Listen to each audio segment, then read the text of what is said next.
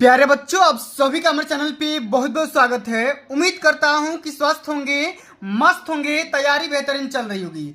जितने भी विद्यार्थी 2025 बोर्ड परीक्षा में सामाजिक विज्ञान का पेपर देने वाले हैं उनके लिए 100% वायरल पेपर लेकर आ चुका हूं। और बच्चों, इस वीडियो के माध्यम से मैं आप सभी को इस पूरे वायरल पेपर का A to Z full solution बताने वाला हूं। और एक बात मैं पूरे गारंटी के साथ बोल सकता हूं कि जो भी बच्चा ईमानदारी से इस पूरे वायरल पेपर का सोल्यूशन अंत तक देख लेता है तो अब की बार सामाजिक विज्ञान के पेपर में 70 में 70 स्कोर कर जाएगा।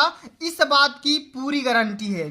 तो आप सभी से हम्बल रिक्वेस्ट है, इस पूरे वीडियो को शुरू से लेकर के एंड तक जरूर देख लेना। वीडियो को लाइक कर देना, शेयर कर देना, चैनल पर नए होंगे तो सब्सक्राइब कर देना। बच्चों, सबसे पहले क्या करना है, अपने एडमिट कार्ड से मैच करा करके अपना यहाँ पे नाम और अपना यहाँ पे अनुक्रमांक भर लेना है। और इस पूरे पेपर को सॉल्व करने के लिए आपके पास कुल मिलाकर के 3 घंटे 15 मिनट का टाइमिंग मिलने वाला है। 70 नंबर का पूर्णांक रहेगा, 70 में 70 हर बच्चा स्कोर करेगा। बस खाली वीडियो को एंड तक देखते रहिएगा। आइए बच्चों, सबसे पहले हम इस पेपर को खंड अ के सारे प्रश्नों को आराम से सॉल्व करते हैं। उसके बाद खंड ब का भी सॉल्यूशन आप सभी को इसी वीडियो के अंतर्गत मिल जाएगा। तो खंड ब के लिए कहीं भटकने की आवश्यकता नहीं है। अगर आप इस पूरे पेपर का पीडीएफ प्राप्त करना चाहते हैं तो कहां से मिलेगा, कैसे मिलेगा, मैं आप सभी को वीडियो को एंड में बता दूंगा। ठीक ना, परेशान होने की कोई बात नहीं है।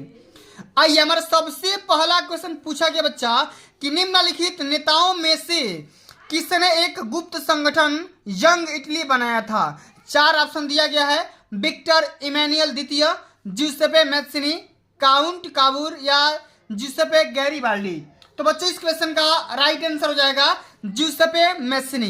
ये जो आदमी है इन्हीं ने क्या किया था, यंग इटली नामक सोसाइटी का संस्थापक किया था, स्थापना किए थे। ठीक ना, तो इस बात को हमेशा याद रखना, कई बार पेपर में आ चुका है, इंपोर्टेंट ये वाला क्वेश्चन है। आगे समझते हैं अगला हमारा क्वेश्चन क्या पूछा गया, जरा ध्यान से समझिएगा। कह रहा है कि निम्नलिखित में से किसे सम्राट घोषित किया गया, कब, 1871 में जर्मनी का प्रथम। मतलब कि जर्मनी का प्रथम सम्राट किसे घोषित किया गया था आपको बताना है। ऑप्शन है कैसर विलियम प्रथम, विलियम द्वितीय, फ्रेडरिक विलियम प्रथम या ऑटो वान बिस्मार्क। तो बच्चों, इस क्वेश्चन का राइट आंसर हो जाएगा कैसर विलियम प्रथम। क्या हो जाएगा, कैसर विलियम प्रथम हो जाएगा। पहला ही ऑप्शन यहाँ पे बिल्कुल राइट आंसर होगा। ठीक ना, चलिए आगे समझते हैं। अगला हमारा क्वेश्चन पूछा गया है कि सन 1789 में फ्रांस में किस प्रकार का शासन व्यवस्था था, आपको बताना है। सीमित राजतंत्र, कुलीन तंत्र, असीमित राजतंत्र या लोकतंत्र। तो बच्चों, इस क्वेश्चन का राइट आंसर हो जाएगा असीमित राजतंत्र। सेकेंड ऑप्शन यहाँ पे बिल्कुल राइट आंसर होगा। आगे समझते हैं अगला हमारा क्वेश्चन क्या पूछा गया है। ध्यान से समझना, जितना क्वेश्चन बता रहा हूं सारे क्वेश्चन इंपोर्टेंट है। कह रहा है कि ब्रिटेन में कार्न कानून समाप्त करने का क्या कारण था। जनसंख्या में वृद्धि, कृषि उत्पादों में अधिकता, कार्न आयात पर नियंत्रण या उद्योगपतियों एवं शहरी लोगों का विरोध। तो बच्चों, बात करेंगे ब्रिटेन में जो कार्न कानून समाप्त करने का जो रीजन था, उसका रीजन ये था कि कार्न कानून पे टैक्स लग गया था, यानी कंट्रोल हो गया था। ठीक ना, इस प्रकार से इसका राइट आंसर सी हो जाएगा। चलिए आगे समझते हैं। 5वां नंबर क्वेश्चन क्या है कि 1944 में ब्रिटेन वुड्स सम्मेलन कहाँ आयोजित किया गया था। ब्रिटेन में, अमेरिका में, फ्रांस में या भारत में। तो ब्रिटेन वुड्स सम्मेलन नामक जो संस्थान है वो है अमेरिका में। कहाँ पर है, अमेरिका में है। सेकेंड ऑप्शन यहाँ पे राइट आंसर होगा। आगे समझते हैं अगला हमारा क्वेश्चन क्या है कि निम्नलिखित में से कौन सा विषय संघ सूची में है, आपको बताना है। प्रतिरक्षा, कृषि या शिक्षा या व्यापार। तो बच्चों, बात करेंगे संघ सूची में किसको शामिल किया गया है, तो प्रतिरक्षा को शामिल किया गया है। पहला ही ऑप्शन क्या हो जाएगा, इसका राइट आंसर हो जाएगा। अब चलिए आगे बढ़ते हैं। अगला हमारा क्वेश्चन क्या है कि श्रीलंका में कौन सा बहुसंख्यक वर्ग है। श्रीलंका के बारे में बात किया जा रहा है, तमिल, ईसाई, सिंहली या मुस्लिम। तो श्रीलंका में बात करेंगे सबसे ज्यादा जो जनसंख्या वाला वर्ग है वो है सिंहली नामक जो प्रजाति है सबसे ज्यादा मात्रा में पाई जा रही है। अब आगे बात करेंगे 8वां नंबर क्वेश्चन क्या कह रहा है, ये वाला क्वेश्चन ध्यान से समझिएगा। कह रहा है कि निम्नलिखित देशों में कहाँ संघात्मक शासन नहीं है। भारत में तो है, बेल्जियम में भी है, संयुक्त राज्य अमेरिका में भी है, लेकिन श्रीलंका में संघात्मक शासन व्यवस्था नहीं है। यहाँ पर कौन सी शासन व्यवस्था है, वो है एकात्मक। कौन सी है भैया, एकात्मक शासन व्यवस्था है। इस बात को हमेशा याद रखना। चलिए आगे समझते हैं। 9 नंबर क्वेश्चन क्या कह रहा है कि महात्मा गांधी का क्या विचार था, उनका मानना क्या था कि धर्म को कभी भी राजनीति से अलग नहीं किया जा सकता। ये तो गलती बात है, धर्म का राजनीति से कोई संबंध नहीं है, या धर्म और राजनीति अलग अलग है, या इनमें से कोई नहीं। तो बच्चों बात करेंगे, उनका मानना ये था कि धर्म का राजनीति से कोई भी रिलेशन नहीं है, कोई भी संबंध नहीं है। यही इसका राइट आंसर हो जाएगा। आगे समझते हैं, निम्नलिखित में से कौन सा लोकतंत्र से संबंधित है। अच्छा, लोकतंत्र से संबंधित बताना है। 4 ऑप्शन यहाँ पे दिया गया है, पारदर्शी शासन, वैध शासन, उत्तरदायी शासन, या इनमें से सभी। तो ऑब्वियसली बात है कि किसी भी लोकतंत्र जो सिस्टम होगा, पारदर्शी शासन व्यवस्था भी होगा, वैध शासन भी होगा, और उत्तरदायी शासन भी होगा। यानी कि इनमें से डी इसका राइट आंसर हो जाएगा, इनमें से सभी इसका राइट आंसर होगा। आगे समझते हैं कि निम्नलिखित में से किस राज्य में सीढ़ीदार या सोपानी खेती की जाती है। हरियाणा में, पंजाब में, उत्तराखंड में, या उत्तर प्रदेश के मैदान में। तो बच्चों ये जो सीढ़ीदार या सोपानी खेती की जाती है, ये पर्वतीय क्षेत्र पे की जाती है, जहाँ भी पहाड़ पाया जाता है। तो पहाड़ कहाँ पे पाया जाता है, उत्तराखंड में। कहाँ पे, उत्तराखंड में। सी ऑप्शन इसका राइट आंसर होगा। ठीक है, चलो आगे समझते हैं। अगला हमारा क्वेश्चन क्या है कि निम्नलिखित में से कौन सी रबी की फसल है। रबी की फसल बताना है आपको, चावल, चना, मोटे अनाज, या कपास। तो क्या हो जाएगा, चना इसका राइट आंसर हो जाएगा। क्या होगा, चना इसका राइट आंसर हो जाएगा। ठीक है ना। अगला हमारा क्वेश्चन क्या है, जरा ध्यान से समझिएगा। कह रहा है क्वेश्चन कि मोनाजाइट रेत में निम्नलिखित में से कौन सा खनिज पाया जाता है। खनिज तेल, यूरेनियम, थोरियम, या कोयला। तो बताओ मोनाजाइट रेत में कौन सा खनिज पाया जाता है। तो सबसे ज्यादा मात्रा में थोरियम पाया जाता है। क्या, थोरियम पाया जाता है। सी ऑप्शन आपका यहाँ पे राइट आंसर हो जाएगा। आगे समझते हैं। अगला हमारा क्वेश्चन क्या है कि निम्नलिखित में से कौन सा उद्योग चना या चूना पत्थर को कच्चे माल के रूप में प्रयुक्त करता है। प्लास्टिक, सीमेंट, मोटर गाड़ी, या यूरेनियम। तो कच्चे माल के रूप में हम किसे यूज करते हैं, हम करते हैं सीमेंट के। क्या करते हैं, सीमेंट को। ठीक है ना, यहाँ पे सेकेंड ये वाला ऑप्शन, सीमेंट वाला ऑप्शन यहाँ पे सही हो जाएगा। आगे समझते हैं। 15 नंबर क्वेश्चन कह रहा है कि निम्नलिखित पड़ोसी देशों में से मानव विकास के लिहाज से किस देश की स्थिति भारत से बेहतर है। मतलब कि भारत से बेहतर किस देश की कंडीशन सबसे ज्यादा मात्रा में अधिक है। पाकिस्तान, श्रीलंका, या बांग्लादेश, या नेपाल। तो क्या हो जाएगा, श्रीलंका इसका राइट आंसर हो जाएगा। श्रीलंका। ठीक है ना, किस देश में, मानव विकास के लिहाज में। ठीक ना, श्रीलंका इसका राइट आंसर होगा। आगे समझते हैं। निम्नलिखित में से कौन सा खनिज धात्विक है, मतलब कि मेटालिक है। आपको बताना है। यहाँ पे 4 ऑप्शन दिया गया है, अन्नक या अभ्रक। ठीक ना, लौह अयस्क, कोयला, या चूना पत्थर। तो भाई इसका राइट आंसर क्या होगा, कौन सा खनिज आपको धात्विक है। धात्विक मतलब मेटालिक। तो क्या हो जाएगा, लौह अयस्क हो जाएगा। ठीक ना, ये वाला ऑप्शन आपका यहाँ पे राइट आंसर हो जाएगा। अब चलिए आगे बात करेंगे। अगला हमारा क्वेश्चन क्या है, एक वस्तु का अधिकांशतः प्राकृतिक प्रक्रिया से उत्पादन में सम्मिलित है।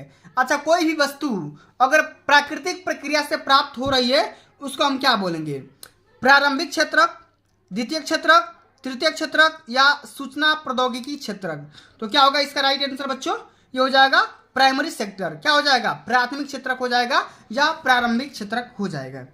ठीक है, चलो आगे समझते हैं। अगला हमारा क्वेश्चन क्या है कि एंथ्रासाइट का संबंध निम्नलिखित में से किस खनिज से है।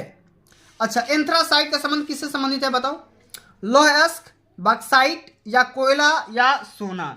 तो क्या होगा इसका राइट आंसर बच्चों, इसका राइट आंसर हो जाएगा आप सभी का कोयला। क्या हो जाएगा, कोयला। सी ऑप्शन यहाँ पे बिल्कुल राइट आंसर होगा। इस प्रकार से आप सभी को सारे क्वेश्चन को सॉल्व करना है। अगला हमारा क्वेश्चन क्या है कि निम्नलिखित में से किस वर्ष बांग्लादेश ग्रामीण बैंक की स्थापना की गई। ठीक है ना, बांग्लादेश ग्रामीण बैंक की स्थापना कब हुई थी, 1972 में, 1970 में, 1980 में, या 1950 में। तो बात करेंगे 1970 ईस्वी में। कब किया गया था, 1970 में किया गया था। सी ऑप्शन यहाँ पे राइट आंसर होगा। अब आगे बात कर लेते हैं। अगला हमारा क्वेश्चन क्या है, जरा ध्यान से समझिएगा।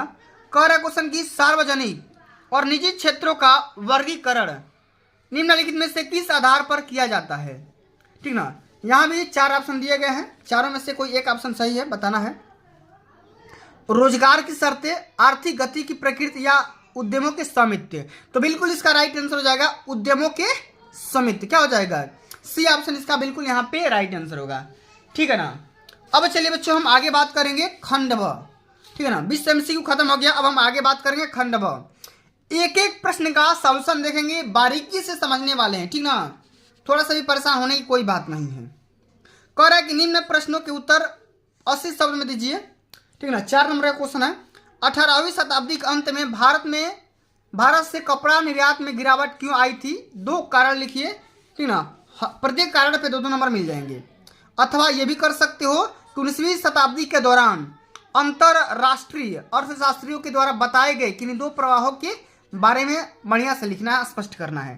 तो 2 कारण है, 2-2 नंबर लिख दोगे, काम हो जाएगा। इस प्रकार से देखो, बिल्कुल जो मैं तरीका बता रहा हूं इसी तरीके से साथ आपको फॉलो करना है। देखो क्या करेंगे, लिखेंगे 18वीं शताब्दी के अंत में भारत में सूती कपड़ों का आयात नगण्य था। जैसे ही भारत से कच्चे कपास का निर्यात बढ़ा, कच्चे कपास की कीमत बढ़ गई, इसलिए रोक लगा दिया गया। और अगला लिख देंगे कि भारत में बुनकरों के पास आपूर्ति कमी थी और वे अत्यधिक कीमतों पर कच्चा कपास खरीदने को मजबूर थे। यही 2 कारण थे, दोनों कारण लिख दोगे, काम हो जाएगा। 4 नंबर यहाँ से पा जाओगे। ठीक है, अब चलो अगला हमारा क्वेश्चन क्या है, ध्यान से समझते हैं। कह रहे हैं अगला क्वेश्चन कि भारत में राजनीतिक क्षमता के विकेंद्रीकरण के पीछे का क्या मूल सोच थी, इसके बारे में लिखो। 4 नंबर का है। नहीं तो अथवा करके ये भी है कि भारत में केंद्र और राज्यों के बीच सत्ता के बंटवारे की 2 विशेषताओं के बारे में उल्लेख करना है। ये भी क्वेश्चन 4 नंबर का है। ठीक है, तो एक एक क्वेश्चन के बारे में समझते हैं कि भारत में राजनीतिक क्षमता का विकेंद्रीकरण के पीछे क्या मूल सोच है, इसको समझते हैं। इसके बारे में लिखेंगे कि भारत में राजनीतिक शक्ति के पीछे विकेंद्रीकरण के पीछे का मूल सोच विचार केंद्र सरकार से निचले स्तर की स्थानीय सरकारों जैसे राज्यों, जिलों तथा गांवों में शक्ति और निर्णय लेने के अधिकार को वितरित करना है। इस अवधारणा को विकेंद्रीकरण के रूप में जाना जाता है। आगे समझ में ना, चलिए आगे बात करेंगे। अगला हमारा क्वेश्चन क्या है, ये वाला तीसरा क्वेश्चन क्या कह रहा है कि एक संसाधन के रूप में मिट्टी के महत्व को उल्लेख करिए।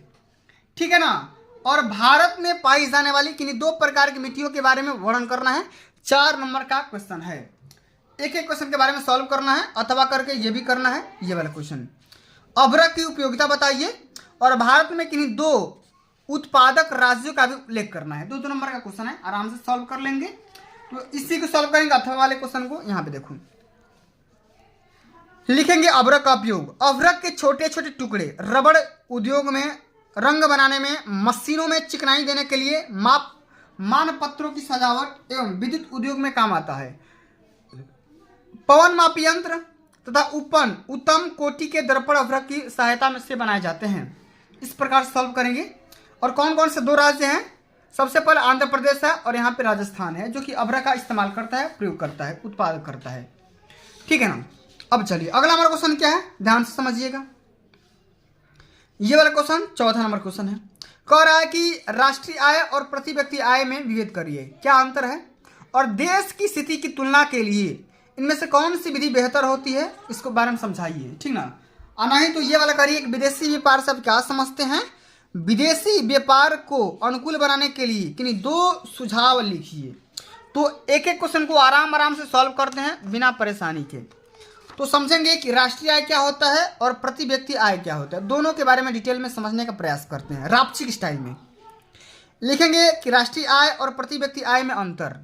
अच्छा, राष्ट्रीय आय क्या होता है और प्रति व्यक्ति आय क्या होता है, समझते हैं।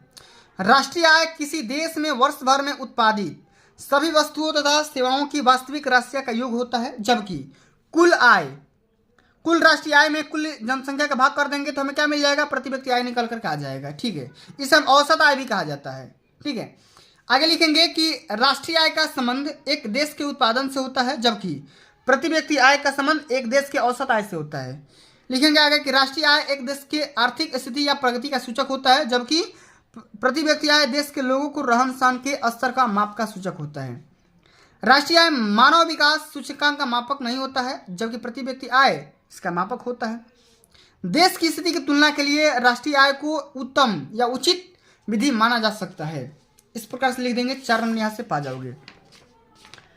ठीक है, अब चलो अगला हमारा ये वाला जो क्वेश्चन आ गया इंपॉर्टेंट क्वेश्चन, चलिए आराम से सॉल्व करेंगे।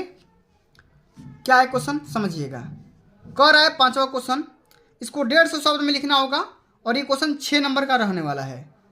ठीक है ना। कह रहा है कि महात्मा गांधी द्वारा चलाए गए 3 सत्याग्रह आंदोलनों का विश्लेषण कीजिए। और नहीं तो अथवा करके ये दिया गया है कि असहयोग आंदोलन कब चलाया गया था, इस आंदोलन के किन्हीं 2 कारणों के बारे में विवेचना करिए। तो दोनों में से किसी एक को सॉल्व करना है, तो हम करेंगे भैया किसी 3 सत्याग्रह आंदोलन के बारे में स्टडी।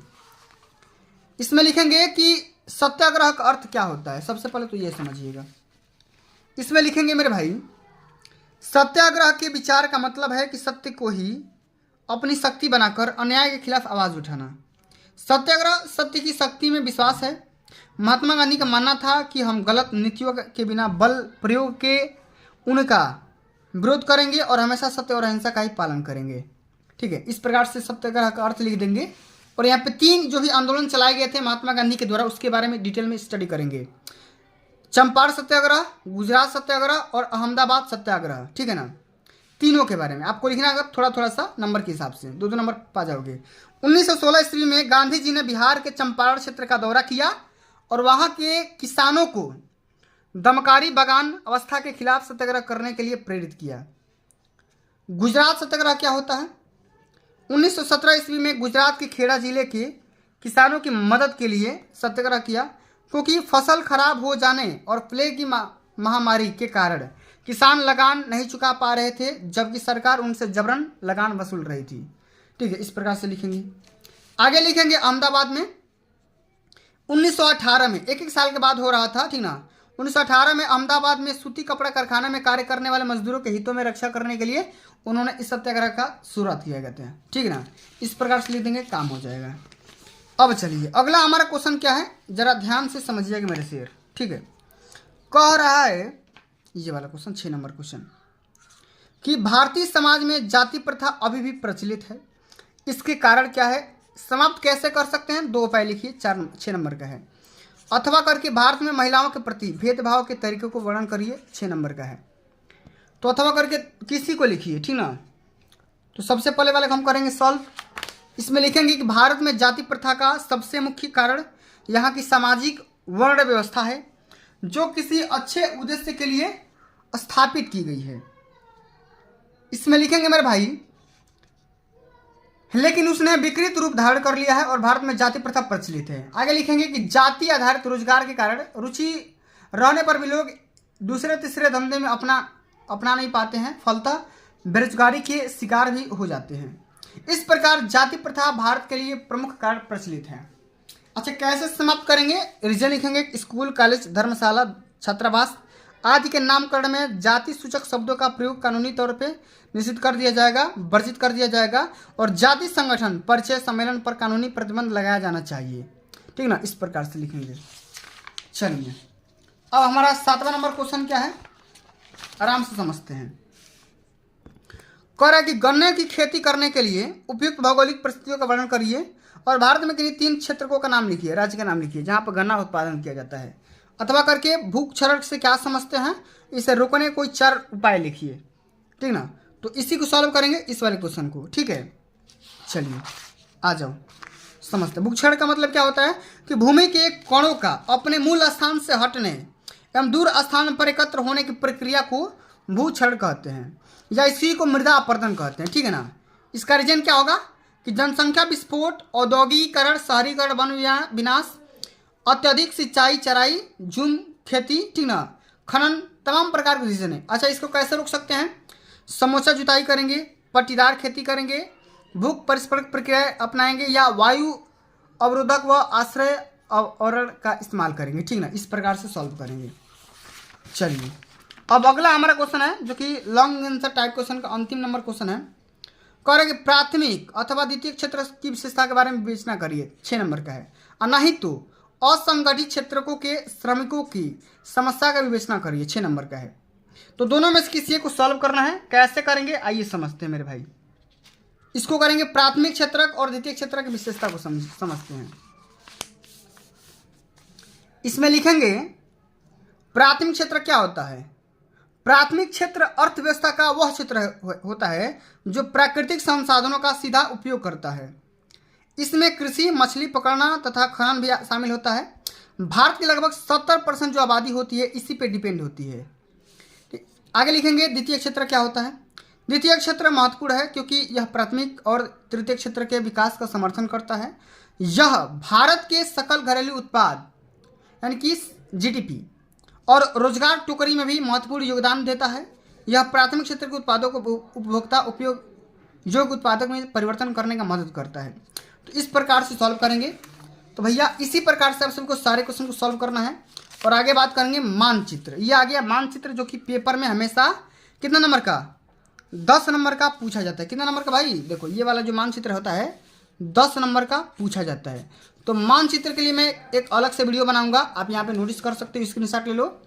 इसी प्रकार से मानचित्र का एक अलग से मैं वीडियो बना करके लाऊंगा। तो परेशान होने की कोई बात नहीं है, कोई आवश्यकता नहीं है, ठीक है। पूरा मैं विधिवत तरीके से वीडियो बनाऊंगा, ठीक ना। अगर ये वीडियो अच्छी लगी होगी तो वीडियो को लाइक करना, शेयर करना, चैनल पर नए होंगे तो सब्सक्राइब कर देना। मिलते हैं अगली वीडियो में, तब तक के लिए जय हिंद, जय भारत, वंदे मातरम।